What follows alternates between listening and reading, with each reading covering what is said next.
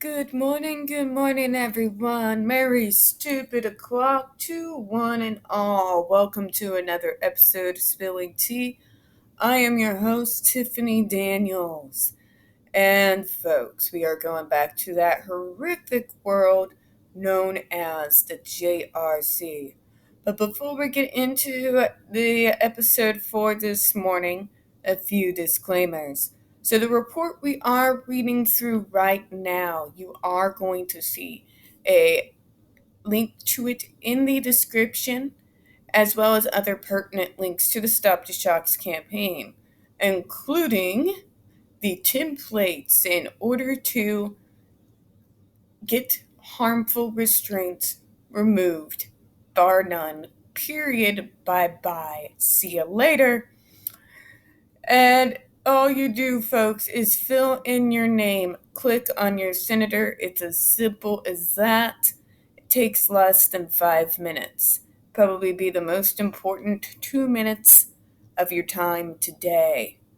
Now, also, real quick, folks, if you haven't signed the change.org Shut the Judge Rotenberg Center Down petition, get it done. All right, folks. Another disclaimer. When we're talking about the JRC, you are going to hear vivid descriptions of, as well as see video clips of video surveillance footage of, people with disabilities being tortured and abused. If you have young children present, please use your headphones. And yes, folks, I am more awake than usual. Sunday is the day that I get on an hour later, so I got an hour to sleep in, but I am still barely coherent.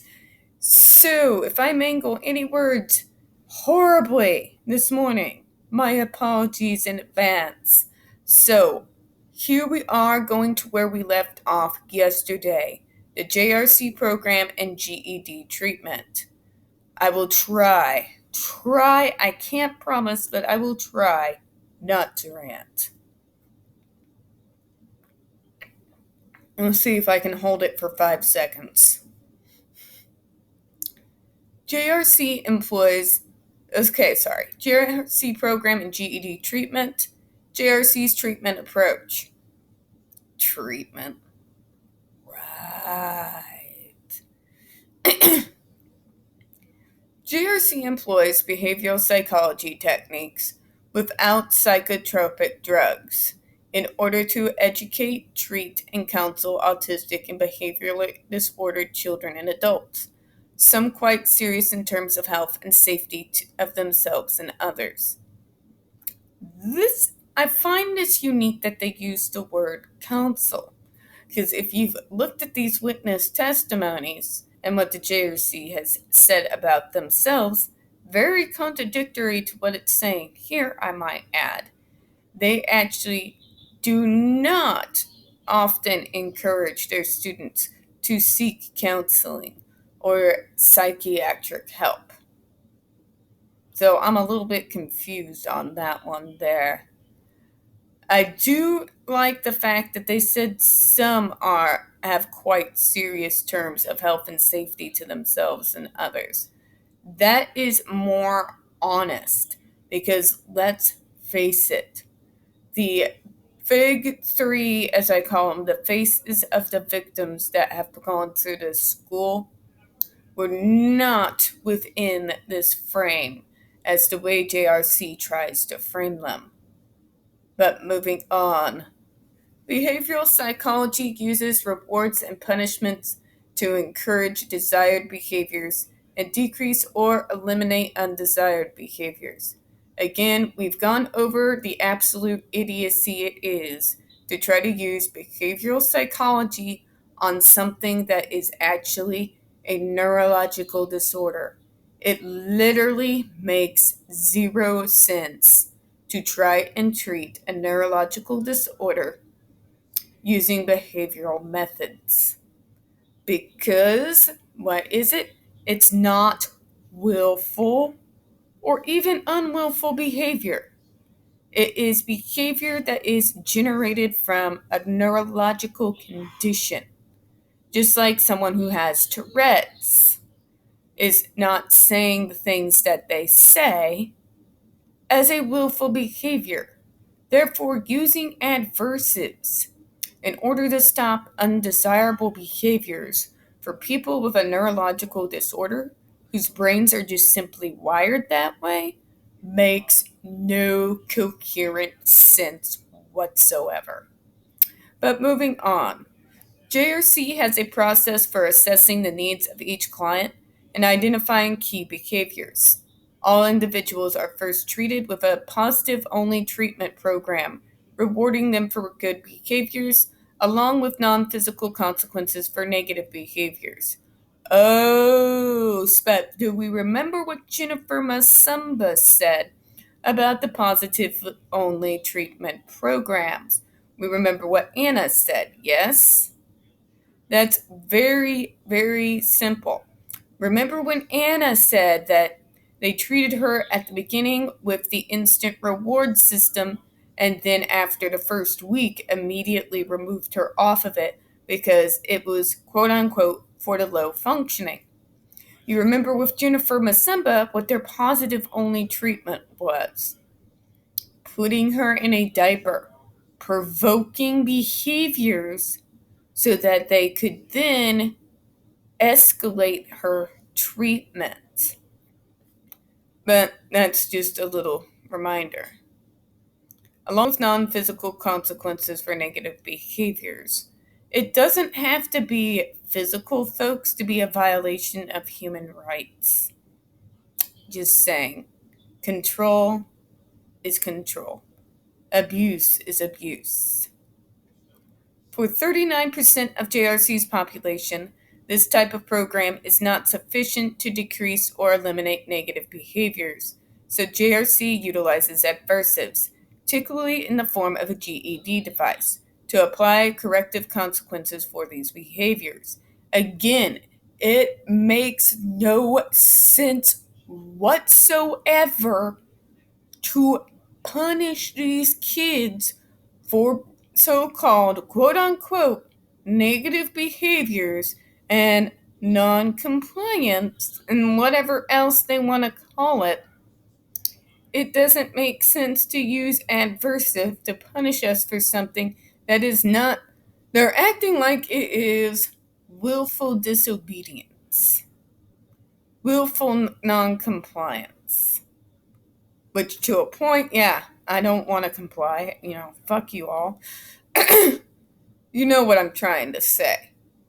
Using adversives, punishing us for behaviors that come out of our neurological brains, it's the way our brains are wired, makes no comprehensive sense.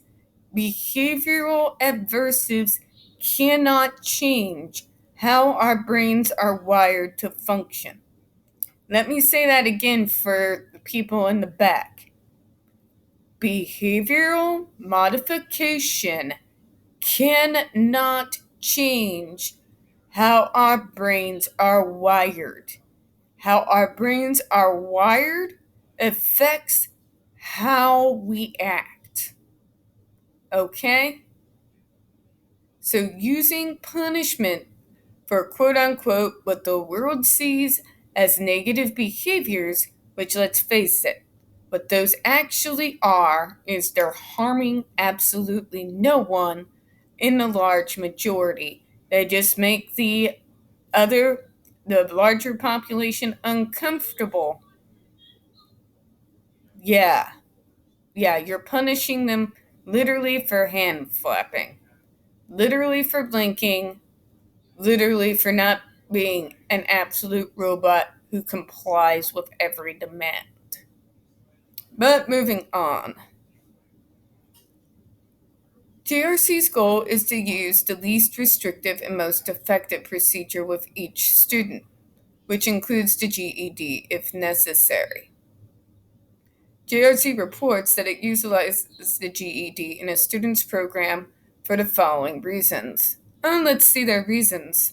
This should be interesting. It avoids delay. It is easier to quantify. The amount of aversives is standardized and controlled. It avoids the difficulty of administering alternative procedures. The individual cannot avoid or escape the consequences. Well, that's just freaking sick. Really? You really think there should be a consequence for an action or a behavior that is harming no one, but it makes you uncomfortable? You really think we should have consequence and be punished for that? Maybe I'm just reading into it, but judges, you need to start thinking about how you word things. Because the only thing this tells me is just how ableist and backward the court systems really are in this country, and especially in this state, and how much work we still have to do. It avoids rewarding and social interaction. It avoids rewarding escape from demands. I mean compliance. Compliance to all demands, even when those demands make no coherent sense. I'm sorry, but that's not how the autistic brain works. It does not interfere with ongoing activities. How do you figure if it is a shock that is 3 times more powerful than a police stun gun? How do you figure it doesn't interfere? It avoids exposing the client to aversive stimuli that linger, and it has no dangerous side effects. Oh, really? Really, Judge? Really? Go tell that to Andre McCollins, Jennifer Masumba, Ian Cook, Terry. There's a lot of other people. There are people who literally lost sensation, the ability to feel in certain parts of their extremities. There have been severe third-degree burns on the students. I wonder if you're going to think the same way by the end of this report. Under a behavior modification model, the cause of problematic behavior are analyzed and techniques employed to eliminate events that trigger the occurrence of these behaviors. No, it doesn't. It literally doesn't. The only thing behavior modification does is attempt to get rid of behaviors that makes the rest of the world uncomfortable. That's all it does. It does absolutely nothing. I know I have studied this model. How many times do I have to say it? I used to work in the field of mental health and especially developmental disabilities. Hear me on this. Hear me on this. Behavior modification does absolutely nothing to try and figure out what is behind the behaviors. Nothing. The only thing behavior modification does is try to get us to mask to the point where we're pretending to be a completely different person, normal, so that we don't make you uncomfortable. That's all it is. That's all it is. All it is just trying to stop the behaviors that autistics naturally have. That's it. That's it. It does nothing to try to get behind and figure out what's causing the more aggressive and self-injurious ones. At all. And by the way, those behavior modification techniques are one of the main causes of suicidal thoughts, one of the main causes of increasing behaviors and tensions, and main reasons for autistic burnout, depression, and PTSD. Just thought you all should know in case you were wondering. The parents of the JRC students interviewed for this report all report that they have observed and experienced significant improvement in their children's behavior after being treated by the JRC with both positive reinforcements such as contracts and rewards and the GED. But I wonder, did you interview Cheryl McCollins? Because I guarantee you, she's got a very different outlook on this so-called program. So you can't just interview those that are positive about the JRC if you want a well-rounded picture. You also got to take a look at their opponents too. And after looking at both and then comparing with the facts that you have at hand, then come to a conclusive decision. It seems to me in this report that it's contradicting itself. On one hand, it said it was just going to focus on the events that took place in 2007. And it seems to me now it is backpedaling and giving praise to the JRC for its supposed successful program when it is anything but. Makes me wonder what's going on.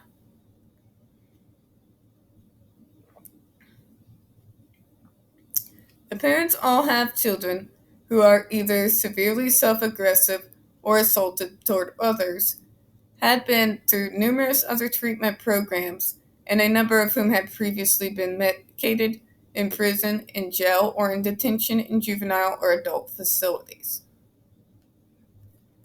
Here we go again. But they don't tell you what was being done at those other schools, what kind of treatments those kids were being put through. Now, does it? Jennifer Masumda tells us what those were. Anna Kosakaya tells us what those were. And all of them all have the same problem. It's behavior modification. And it just simply cannot work when you're dealing with a neurological disorder to treat it with behavior psychology. It does not work that way. This is something that we need to be looking at through the eyes of neurology, not behavior. Everything derives from neurology when you're talking about these neurological disorders, okay? Just saying.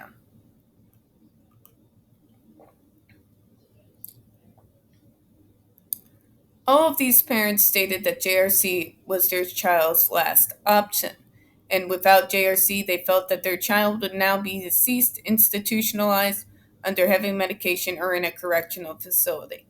But Jennifer Masumba and Andre Collins has already given the lie to that. Both of them are in brand new programs, completely different from what they were under JRC. And Jennifer Masumba is thriving. Andre McCollins is still suffering from the after effects of what he went through back in 2002. But he's doing a lot better than what he was when he was under that school, that's for sure. These parents felt their children were very safe at the JRC, that they had access to their children in person and via telephone 24/7. They could easily reach JRC administrative staff and their child's treatment team when necessary. Okay, we're going to finish this up here. 2 higher functioning students. That already tells me this explains everything. This explains literally everything about what I'm reading here.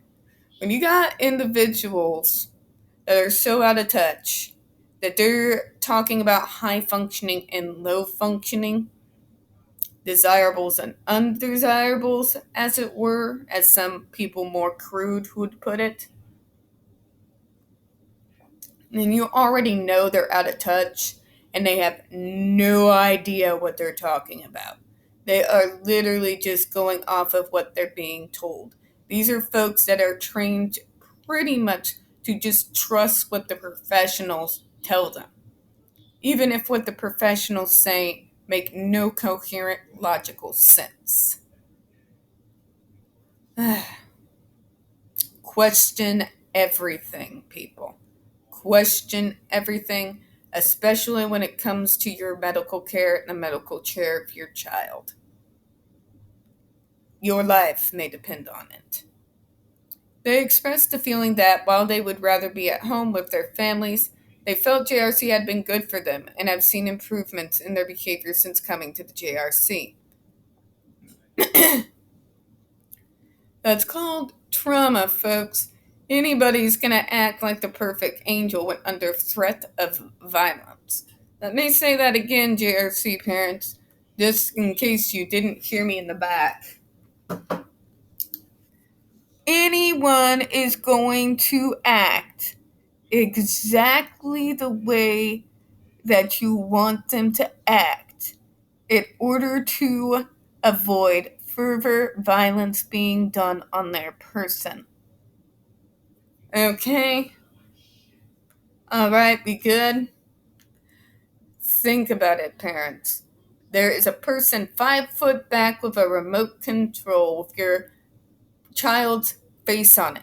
So that if they take one step out of line, if they try to tell you anything about what's actually going on behind closed doors, what do you think's going to happen to them? I beg you, use your head.